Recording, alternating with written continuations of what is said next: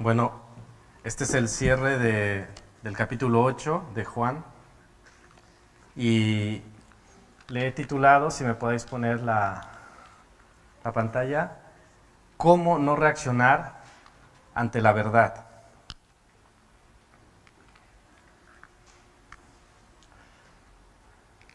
Perdona. Eh, los niños pueden bajar y los adolescentes tendrán una clase especial, así que también pueden bajar. Gracias por recordármelo. Digo, hay demasiados.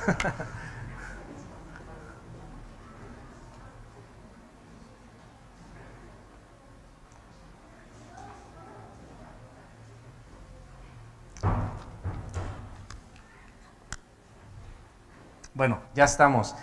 Es muy interesante lo que pasa aquí y me llama la atención lo que decía Jesús en el versículo 32.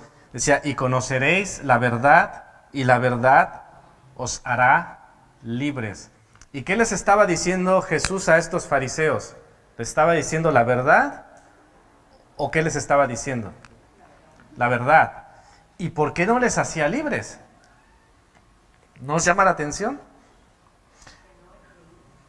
No le creían. También debemos decir que las palabras de y conoceréis la verdad y la verdad os hará libres, se las estaba diciendo, según el versículo 31 de Juan 8, a los que habían creído en él, les dijo. Y evidentemente, lo que se afina, a los que habían creído en él dijo esto, y los fariseos no estaban creyendo en él. Y ante esta verdad que Jesús lanzaba y que declaraba, era una verdad muy confrontante y dura, porque una de las verdades que soltaba nuestro Señor en el versículo 47 les decía a estas personas, vosotros no sois de Dios. ¿Cómo tomarse eso, no? ¿Cómo decir, ay mira, no nos está diciendo nada? No. Les decía cosas muy serias, pero muy verdaderas. Así que, o el del versículo 44, Juan 8, 44, vosotros sois hijos de vuestro padre el diablo, que es lo que vimos la semana pasada. Cosas muy fuertes, pero ante todo esto, ante esta confrontación de nuestro Señor, ellos no reaccionaban bien. De hecho, Jesús demostraba que el comportamiento de ellos, sus acciones, los estaban delatando. Es decir, ¿qué queréis hacer conmigo? ¿Me queréis matar o no? Y lo querían matar. ¿Y ellos mentían? Sí, mentían. Entonces él ya les había dicho, ¿quién practica estas cosas? Que es lo que vimos la semana pasada. Pues el diablo, que es mentiroso, perdón, y es homicida. Así que el Señor estaba declarando la verdadera condición espiritual de estas personas. Y a la luz de estos versículos, también nosotros podemos aprender qué no hacer, cómo no reaccionar ante la verdad del Señor. Lo vamos a hacer a través de estas tres partes que os voy a mostrar ahora. Jesús según los fariseos, luego los fariseos según Jesús, y luego una frase que resalto de nuestro pasaje, que los fariseos le preguntaban a Jesús, ¿tú quién te crees que eres? Esto en la Nueva Traducción Viviente, en la Reina Valera lo encontraréis de otra forma, pero al final significa lo mismo. Bien, pues con esto estamos ya en escena, lo que está aconteciendo. Ha habido una disputa grande entre Jesús y los fariseos. Los fariseos, vamos a ver cuál es su reacción de ellos. Su reacción es ofender al Señor, es agredirle, es atacarlo literalmente. A lo mejor en nuestro contexto, perdón, diríamos, si te dicen samaritano, ¿te ofenderías? Si te dicen, hey, tú samaritano, ¿te ofenderías? Yo creo que no, ¿no? No sería un poco, ¿qué quiere decir? Pero en el contexto de aquel tiempo, si a un judío se le decía samaritano, era como, no sé, ¿qué se os ocurre? Algo contemporáneo y contextual. Una ofensa, que te digan, ¿qué? Que no sea muy subida de tono, por favor, Señor. Bueno, ya lo tenéis en vuestra mente, ¿no? Bueno, pues eso. Entonces, ellos, lo hemos leído. Ay, muchas gracias, Agus. Gracias.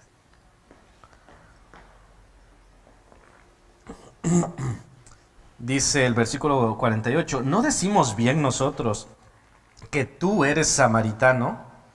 Y le agregan, y que tienes demonio. Entonces, después de lo que el Señor les ha declarado, después de lo que el Señor les ha mostrado, ellos, su única opción, entre comillas, porque tenían la opción, otra opción muy interesante, es atacarlo.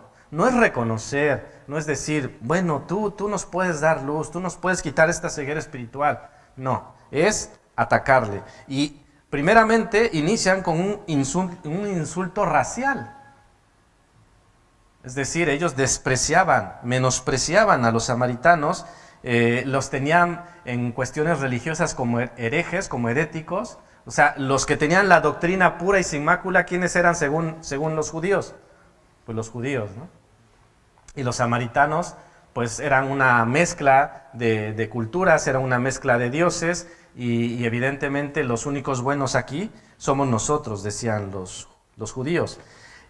Pero es interesante que de acuerdo a la respuesta de Jesús, él no dice nada acerca de esto, sino que él se refiere a la segunda parte, y tienes demonio. A esa parte sí Jesús responde y dice, no, demonio no tengo. Pero antes de pasar a esta siguiente parte, me llama mucho la atención el historial que tiene Jesús con los samaritanos. Ya vemos que para la mayoría de los judíos, los samaritanos eran totalmente despreciables. Pero hace no mucho pasamos por Samaria. ¿Y qué decía Jesús acerca de Samaria? ¿Alguien recuerda? Decía, me es necesario pasar por Samaria. Cosa que un buen judío ortodoxo no haría. Eso no lo haría un religioso judío. Tenía que evitar esa tierra pagana y sucia y fea. Pero Jesús no evitaba pasar por esta tierra. Incluso cuando vimos Juan 4, habló no solo con alguien de Samaria, sino que además era ¿qué? Mujer. Y otra vez viene lo de la contextualización. Hace rato decía, ¿samaritano te ofende? No. Y si hoy digo, estaba hablando con una mujer, ahora diríamos, ¿y eso qué? Pero recordemos que en aquel contexto, un hombre hablando con una mujer, y además samaritana, no era poca cosa. Pero Jesús no se limitaba ni se condicionaba con las cosas de hombres, sino que Él iba en el camino correcto. Hay otra historia que también resalta mucho, la conoceréis, los 10 leprosos de Lucas 17. Dice que de los 10, uno volvió. ¿De dónde era el único que volvió? De Samaria, ¿verdad? Fijaros, 10, y el que era samaritano, ese es el que volvió. Y tenemos otra historia en el buen samaritano. Dice que estaba un sacerdote, un levita y un samaritano. ¿Quién fue el buen samaritano? Bueno, perdón, ¿quién fue el buen prójimo? No soy bueno para hacer test, lo siento. Evidentemente el samaritano. Entonces es interesante cómo estos judíos desprecian a los samaritanos y muchas veces se comportaban mejor que ellos mismos, ¿no? Esto también tiene mucha cuestión actual. A veces desde las iglesias podemos señalar hacia afuera y decir, uy, despreciar a los de allá afuera, y a veces, hermanos, los de afuera se comportan mejor que nosotros y dices, no tendría que ser así. Pero pasemos a la siguiente acusación, la número B, o la letra B, endemoniado. ¿Os parece poca cosa llamar a Jesús endemoniado?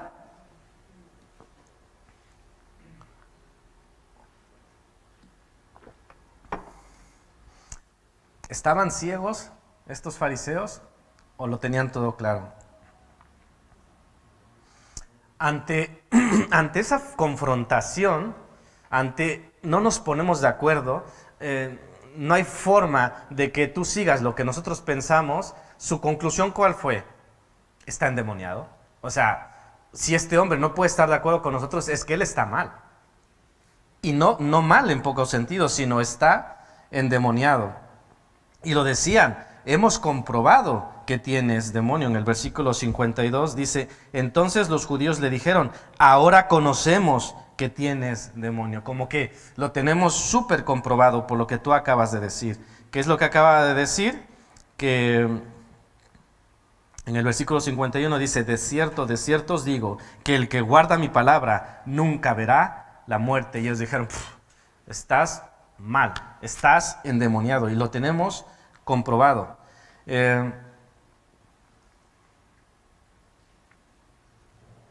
Si nosotros vemos lo que dice el capítulo 9, tenéis en vuestras Biblias, ¿qué dice el encabezado? Jesús sana a un ciego de nacimiento. ¿Nos llama la atención? ¿Quién podía curar la ceguera espiritual de estas personas? Jesús. Jesús podía curar, Jesús podía sanar su ceguera, pero ellos no estaban interesados en ser sanados. Ellos podían clamar a Él y decir, Señor, cúranos, sálvanos, y el Señor lo iba a hacer. Pero ellos no estaban interesados en esto. Y es muy triste, hermanos, que haya esa tendencia en la gente, esa tendencia en nosotros. Cuando hay un desacuerdo, según nuestras conclusiones, ¿quién tiene la culpa? ¿Quién está mal? Cuando tenemos un desacuerdo con alguien, ¿quién está mal? El otro, claro. Siempre, ¿verdad? Pues eso es lo que hacían estas personas. Si aquí no hay un acuerdo, él está mal. Y de hecho muy mal, está endemoniado. Porque nosotros, como somos tan santos, tan puros, somos el Sanedrín, somos los líderes religiosos, somos los que conocemos la ley, somos los que siempre cumplimos cada ritual en perfección. ¿Quién va a estar mal? Ese Galileo, ¿no? Ese hijo de carpintero. Evidentemente no podemos estar mal nosotros. Y dentro de aquellas acusaciones, en el versículo 57, dice, entonces le dijeron los judíos, ¿aún no tienes 50 años y has visto a Abraham? Yo he puesto ahí incoherente, por poner alguna palabra que lleve relación con esto. Es decir, para ellos, lo que Jesús decía no tenía sentido. ¿Cómo tú vas a conocer a Abraham? No tiene sentido, eso es imposible. No tienes ni 50 años y ¿cómo ibas a conocer a Abraham? Pero evidentemente hablaban desde su ceguera espiritual y Jesús no les estaba hablando de que había estado con Abraham. Y de hecho, si nos metemos un poco más, sí que había estado. A ver, esta es pregunta teológica. ¿Cómo había estado con Abraham? En la transfiguración. No, pero en la transfiguración estuvo Elías y Moisés. ¿Cómo? Venga, yo sé que lo sabéis.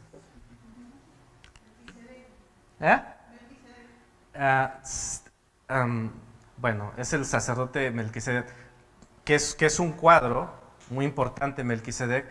Pero recordáis que cuando, a ver si no me estoy equivocando, no recuerdo el capítulo, es en Génesis, cuando va a destruir Sodoma y Gomorra, ¿quiénes llegan a visitar a Abraham?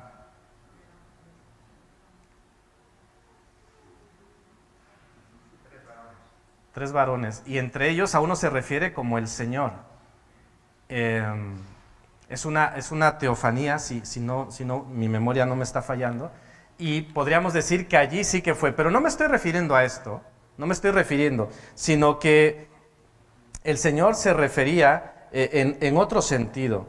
De hecho, tengo aquí una pregunta, lo que dice en el versículo 56.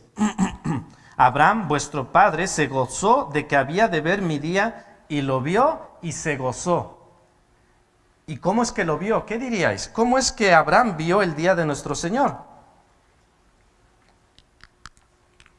Poco complicada, ¿no?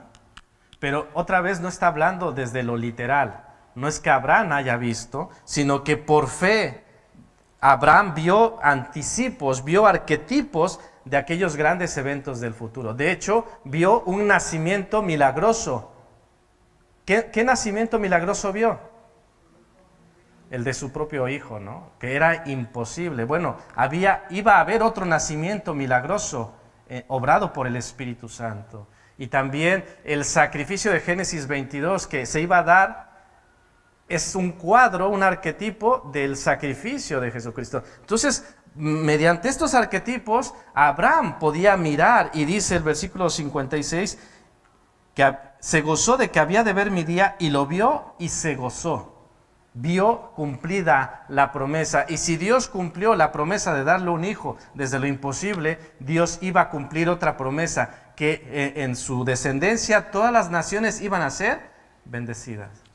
Y en Cristo se cumplió esa promesa, porque lo que Dios promete, lo cumple.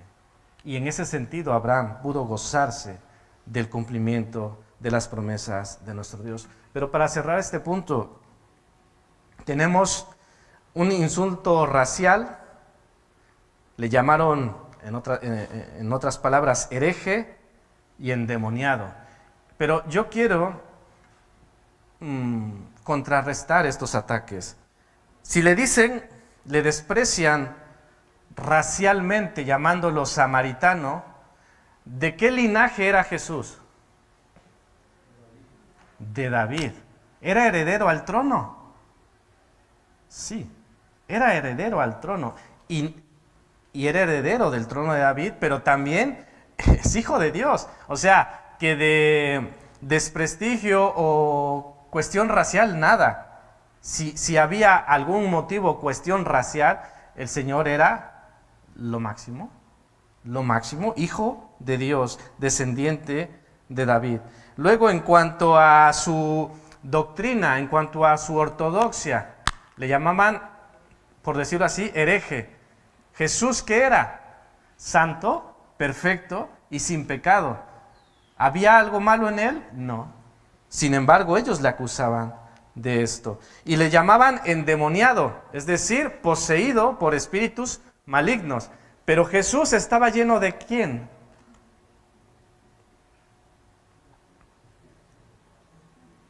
Del Espíritu Santo, claro. Jesús estaba lleno del Espíritu Santo, no podía estar endemoniado, no podía.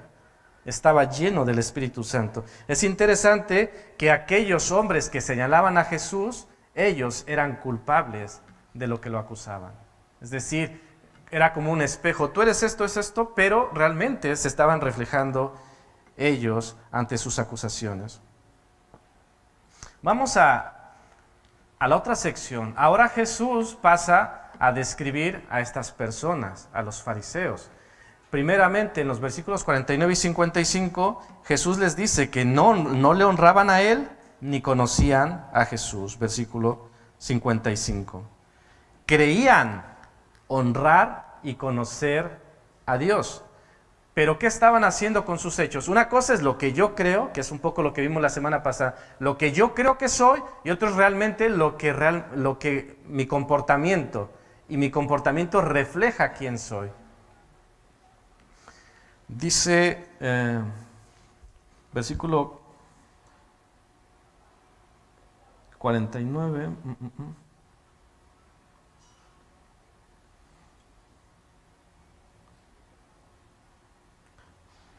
Bueno, no lo encuentro. Hay una parte cuando dice que lo deshonran a Él. Y sobre esto quiero mencionar, ellos podían creer que honraban a Dios y conocían a Dios, pero estaban deshonrando a Jesús de muchas maneras y sobre todo mediante estas ofensas que hemos visto. Juan 5:23, unas páginas atrás, dice: para que todos honren al Hijo como honran al Padre. El que no honra al Hijo, no honra al Padre que le envió. Es decir, no puedes pensar que honras a Dios despreciando al Hijo.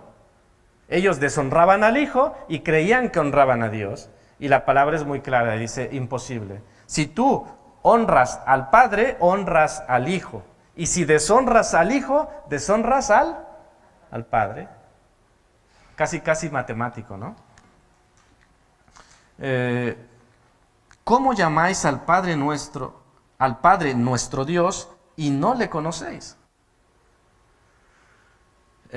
Hace no mucho escuché o leí algo que va más o menos así. Puedes conocer todo sobre un personaje y no conocerle. Hay gente que se especializa en alguna persona famosa y puede conocer muchas cosas de esa persona, pero no necesariamente le conoce de manera personal. ¿Sabéis a lo que me refiero? O, por ejemplo, podemos conocer todas las obras literarias de un escritor, conocer su vida, conocer sus obras, conocer su estilo, pero a lo mejor no hemos conocido al escritor de manera personal. Y también esto puede suceder cuando podemos conocer mucho sobre la Biblia y no conocer personalmente a Dios. Esto también puede ser, que de hecho es lo que le pasaba a estas personas. Conocían la ley, eran expertos en la ley, pero no conocían a Dios. No habían tenido un encuentro con Dios. De hecho, Dios mismo allí encarnado estaba frente a ellos y no podían verle. Por sus estereotipos, por su ceguera, por su manera de juzgar, por las apariencias.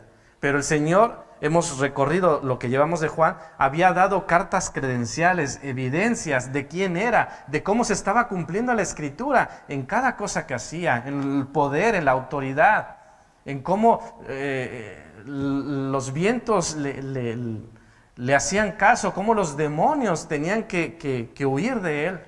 Y ellos decían, no puede ser, imposible, se cerraban. Bueno, entonces Jesús les declara más verdad. Vosotros no me honráis y por ende no honráis al Padre, ni conocéis al Padre. Otra acusación que entre líneas o muy directo Jesús les lanza es en el versículo 55. Dice, pero vosotros no le conocéis, refiriéndose al Padre, mas yo le conozco. Yo le conozco. Y si dijere que no le conozco, sería mentiroso como vosotros. Dijéramos que más directo no se los puede decir. Les está diciendo, vosotros sois unos mentirosos. ¿Por qué? Pues porque decís que conocéis al Padre, decís que honráis al Padre, y sin embargo estáis haciendo lo que hacéis. Y si eran mentirosos, de acuerdo a lo que estudiamos la semana pasada, ¿a quién estaban imitando? ¿Quién es el padre de la mentira? Era una verdad cruda, era una verdad dura, pero al final de cuentas era la verdad. Y en el versículo 59 vemos otra actitud de estos fariseos. ¿Qué es lo que tenían dentro? Dice el versículo 59, tomaron entonces piedras para arrojárselas. ¿Qué querían hacer con estas piedras? ¿Querían qué? Dilapidarlo, querían matarlo, porque claro, ellos eran muy estrictos de la ley. Y si la ley dice que hay que apedrear a un blasfemo, ¿quiénes son los primeros en decir aquí estoy? Ellos. Dice Levítico 24:16, y el que blasfemare el nombre de Yahvé ha de ser muerto. Toda la congregación lo apedreará, así el extranjero como el natural. Si blasfemare el nombre, que muera. Y claro, ellos eran rigurosos cumplidores de la ley. Y dijeron, pues ¿qué tenemos que hacer? Apedrearlo, porque este hombre es un blasfemo. Está diciendo que es hijo de Dios. ¡Qué locura! Eran asesinos. Y si juntamos el B con el C, que esto lo estudiamos la semana pasada, ¿qué decía la palabra o qué dice la palabra que es el diablo? Asesino, homicida y mentiroso. Y es lo que estaban practicando ellos. Eran hijos del diablo, como dice el versículo 44. Así que ellos se equivocaban al definir a Jesús y Jesús les decía, más bien yo os voy a decir quiénes son ustedes, os voy a decir vuestra verdadera condición espiritual, muy lejana a la que vosotros pensáis que tenéis. Y vamos a pasar al tercer punto. En el versículo 53, si tenéis la Nueva Traducción Viviente, porque la Reina Valera dice así: ¿eres tú acaso mayor que nuestro padre Abraham, el cual murió y los profetas murieron? Y dice, ¿quién te haces a ti mismo? En la otra versión dice, ¿tú quién te crees que eres? ¿Por qué le decían esto? Por lo que él había dicho, de cierto os digo, que el que guarda mi palabra nunca verá muerte. Y ellos en su mente finita y en su orgullo y soberbia, que no les daba para ir más allá, decían, ¿pero qué dice este hombre? Si los profetas murieron, si Abraham murió, ¿cómo este hombre se atreve a decir que el que guarda mi palabra nunca verá muerte? Sacaban sus conclusiones y dijeron, este es un blasfemo. Y Jesús les responde, os voy a decir quién me creo que soy, y más bien no quién creo que soy, sino quién soy. Y por eso al final tenemos esta frase que dice yo soy. No es, bueno, yo creo que soy. Si nos dijeran, ¿tú quién eres? A veces, según nuestra personalidad, podemos dudar, ¿no? Podemos decir, bueno, creo que soy así, creo que soy asá, pero Jesús no dice creo, no, el Señor dice yo soy. Antes que Abraham, yo soy. Y está diciendo algo muy fuerte. ¿Cómo que antes de Abraham tú eres? Estaba hablando en términos de divinidad, porque Jesús es Dios. Versículo 49. Yo no tengo demonio, antes honro a mi Padre, y vosotros me deshonráis. Que este es el versículo que buscaba hace rato, cuando él les acusaba de que le deshonraban. Y si le deshonraban a él, deshonraban al Padre. No sé si a vosotros os resuena el mandamiento de que honra a tu padre y a tu madre. Bueno, el Señor decía, honro a mi padre, y honró a su padre, y honró a su madre terrenal, pero sobre todas las cosas también honraba al Padre Celestial. ¿Cómo le honraba? ¿Qué diríais? ¿Cómo le honraba Jesús a su Padre Celestial? Y por ende también a sus padres terrenales. Obediencia, claro, la obediencia. ¿Qué otras cositas se os ocurren? ¿Cómo? Con la oración, una relación constante, continua, siempre buscando el tiempo con el Padre. ¿Qué más? ¿Os parece que la santidad con la que vivía Jesús honraba a su Padre? Su servicio, su humildad, su sacrificio. Es decir, Jesús no solo hablaba por hablar. Si Jesús decía, honro a mi Padre, es porque lo honraba. No como los fariseos que decían, nosotros conocemos a Dios, y Jesús les decía, no, de eso nada, porque por vuestros hechos demostráis que ni le conocéis ni le honráis, sino que todo lo contrario, al único que estáis honrando es a vuestro Padre. Los fariseos ni honraban a Dios y tampoco honraban a Jesús. Incluso, me atrevo a decir que se deshonraban ellos mismos. Y como ya os decía, al único que estaban honrando con su comportamiento era a su padre, el diablo, como dice el versículo 44. Jesús sigue respondiendo, versículo 50.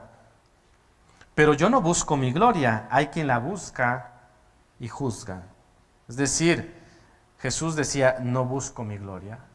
Honro a mi Padre y no busco mi gloria. Parte de la definición que hace de su propia persona. Ante esa pregunta, ¿tú quién te crees que eres? Siempre buscaba glorificar a su Padre. ¿Y sabéis qué es lo maravilloso en este sentido? Versículo 54 es, respondiendo Jesús, si yo me glorifico a mí mismo, mi gloria nada es. Y dice, mi Padre es el que me glorifica. ¿Os imagináis esta expresión delante de los fariseos? ¿Cómo dice este hombre que el Padre le glorifica? No sé, en ese momento ellos quizás se rasgarían como buenos judíos, ¿no? ¡Qué blasfemia! ¿Lo habéis escuchado? Ahora dice que el Padre le glorifica o le honra, he dicho, ¿no? Y así como he preguntado, ¿cómo Jesús honraba a su Padre? Ahora os pregunto, ¿cómo el Padre honraba a su Hijo? O le glorificaba, como dice el versículo 50. ¿Cómo lo haría? ¿Qué diríais?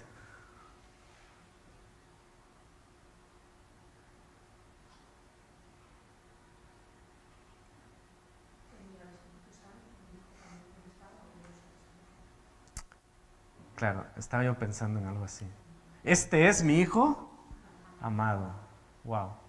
Al momento del bautismo, en la transfiguración, y cuando el Señor, hecho hombre, hacía tantos milagros, hablaba con tanta autoridad, y ese respaldo del Padre le estaba dando gloria al Hijo.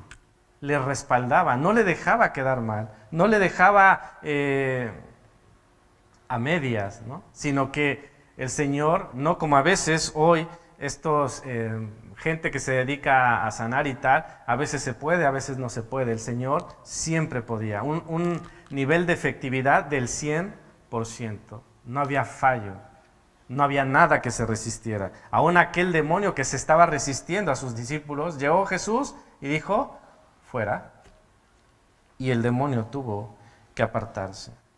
Y contrario a los fariseos, que ni conocían al Padre ni guardaban su palabra, Jesús, en el versículo 55, dice, no le conocéis, mas yo le conozco.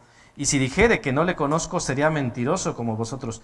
Y al final dice, pero le conozco y guardo su palabra. Le conocía en lo íntimo. Me regreso a algunos versículos, dice el versículo 28. Les dijo pues Jesús, cuando hayáis levantado al Hijo del Hombre, entonces conoceréis que yo soy y que nada hago por mí mismo, sino según me enseñó el Padre, así hablo.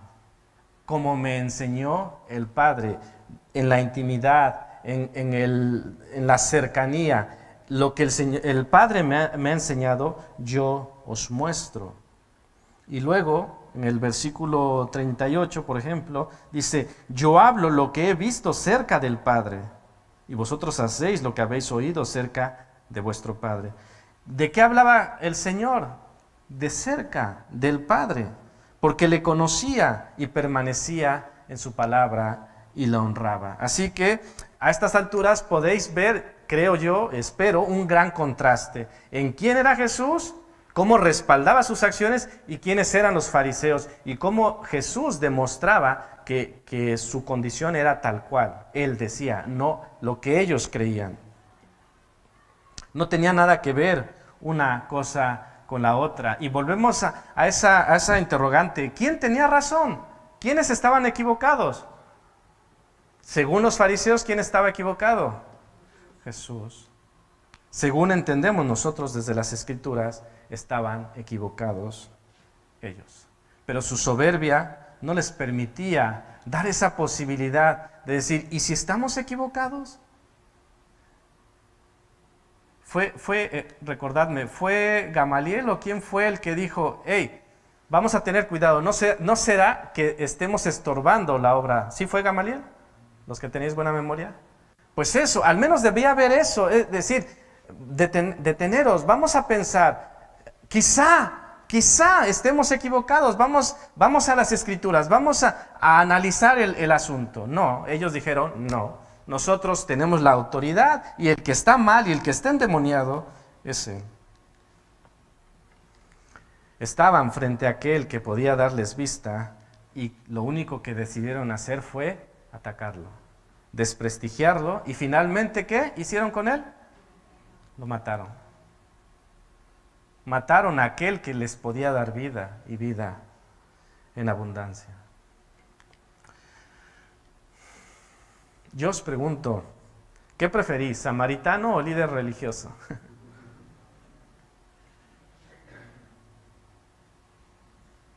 ¿Qué diríais? ¿Samaritano o líder religioso? Os leo Juan 4:42, que está prácticamente al lado. Dice, y decían a la mujer, los samaritanos, ya no creemos solamente por tu dicho, porque nosotros mismos hemos oído y sabemos que verdaderamente este es el Salvador del mundo, el Cristo. ¿Quién decía tal declaración? Los samaritanos. ¡Wow! Al lado, el conocimiento de estos herejes samaritanos, su conocimiento al lado de los líderes religiosos de Israel, ¿cómo era? Así, ¿no? ¿Y quiénes dijeron, este es el Cristo? ¿Y quiénes dijeron, este está endemoniado? ¿No os llama la atención esto? A veces el conocimiento, por supuesto que es bueno. No, con esto estoy diciendo que no conozcamos, no, al contrario, hemos de conocer.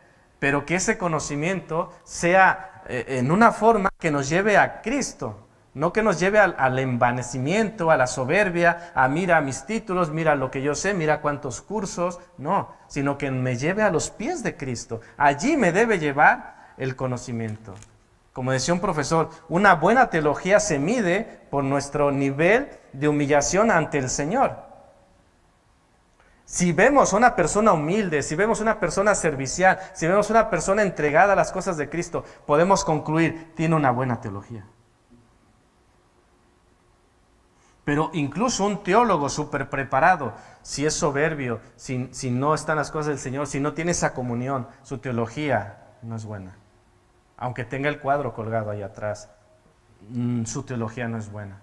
Así que, hermanos, en este sentido, los samaritanos pudieron ver algo que aquellos ciegos espirituales no pudieron ver. Y claro, para nosotros yo creo que la lección es esta, ¿no? Que no caigamos en ese mismo error, sino que estemos siempre abiertos a decir, hombre, me puedo equivocar, no tengo que cerrarme en banda, sino que tengo que estar siempre alerta para que no me equivoque, porque grandes líderes, personas que conocían mucho, se equivocaron de manera tan tremenda. Siguiente punto.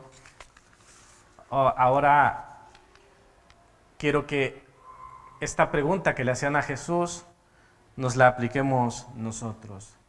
¿Tú quién te crees que eres? Jesús no tuvo problemas en responder. Nosotros, ¿qué diríamos? ¿Tú quién te crees que eres? ¿Qué diríais? ¿Tú quién eres?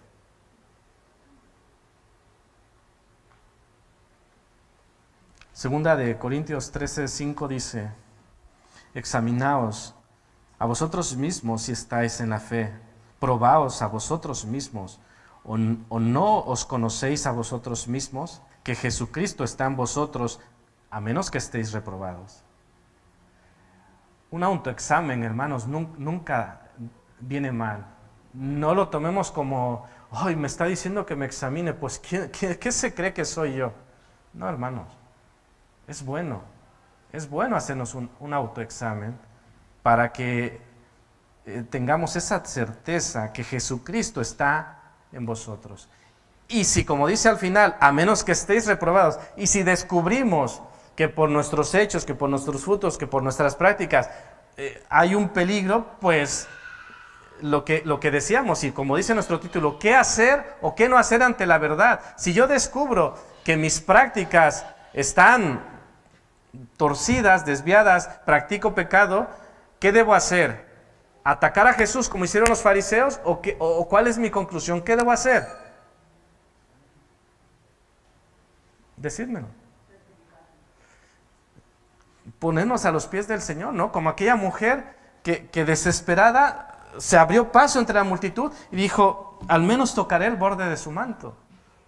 Y fue sanada. Nosotros también podemos ser sanados. El Señor quiere sanarnos, pero no hagamos lo que estos hombres, ¿no? Porque estos hombres fueron sanados, conocieron la verdad, fueron sanados, no. ¿Por qué? Porque dijeron no queremos nada contigo. Y el Señor quería sanarlos como también lo quiere hacer con nosotros. Y siguiendo con esta línea de cómo respondieron estas personas, nosotros, ¿cómo respondemos? Y te pregunto, ¿cómo respondes a la verdad de Dios. Hay que responder. ¿Cómo respondes a la verdad de Dios? ¿Qué verdad Dios ha traído a tu vida esta semana, esta tarde?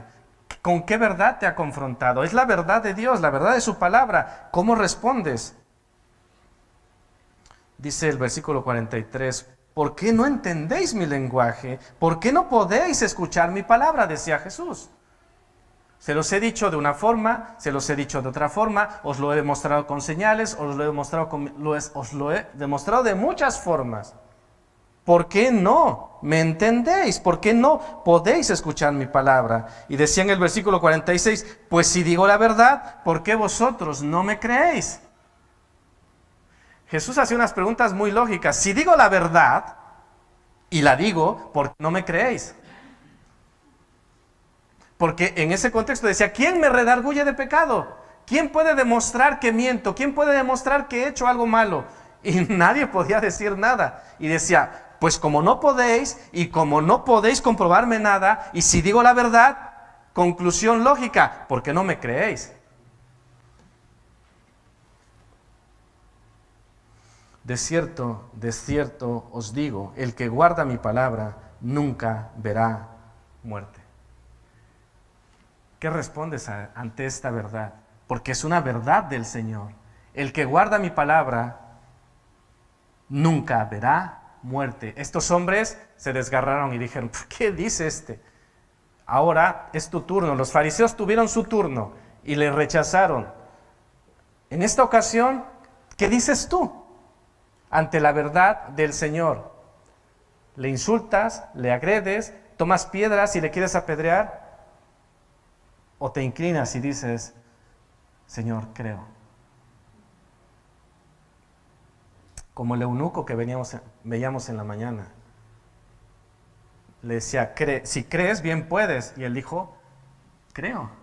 Tú también puedes decir, creo. Y si no crees, clama al Señor y di, ayuda a mi fe. Es que no lo veo. Y os lo he dicho, ejemplos de, no sé si está Elena todavía aquí. Llegó un momento que le pregunté, mira, tú estás a estas alturas, ¿crees ya en Jesucristo? Y ella fue muy honesta y dijo, aún no, aún me falta. Y dije, bien, no pasa nada, porque el Señor es el que te va a convencer. Y unos meses después, y a estas alturas, dices, sí, soy una convencida del Señor. ¿Quién hizo eso? El Señor. Ella pudo creer, tú también puedes creer. Y podemos decir la misma palabra, creo en el Señor. Y Él hará esa sanación en nuestras vidas. Y para finalizar, Jesús dijo, versículo 58, de cierto os digo, lo que os voy a decir es muy cierto. Antes que Abraham fuese, yo soy. Una declaración más de su divinidad, de su preexistencia. Antes de Abraham, que tiene mucho tiempo que él fue, yo soy. Y además utiliza esta expresión, yo soy, que es el nombre de ¿quién? De Dios. Yo soy el que soy. Hermanos, ellos respondieron mal. ¿Cómo respondemos nosotros? ¿Qué respondes tú? ¿Cómo quieres responder? Lo que sí es que hay que responder. No se trata de, bueno, guardo silencio, porque el guardar silencio es responder que no. Respondamos, creo. Y si en este momento no estás a ese nivel, lo que sí puedes hacer es orar al Señor y decirle, ayúdame a creer. Si esto es verdad, quiero creer. Si esto es real, quiero verlo. Y el Señor te lo va a mostrar. Porque Él vino a salvar. Él no vino a condenar, sino vino a salvar. Porque Él ama. Y por tanto, Él quiere que todos los pecadores procedan al arrepentimiento y quiere darnos vida eterna y vida en abundancia. Pues que el Señor nos bendiga.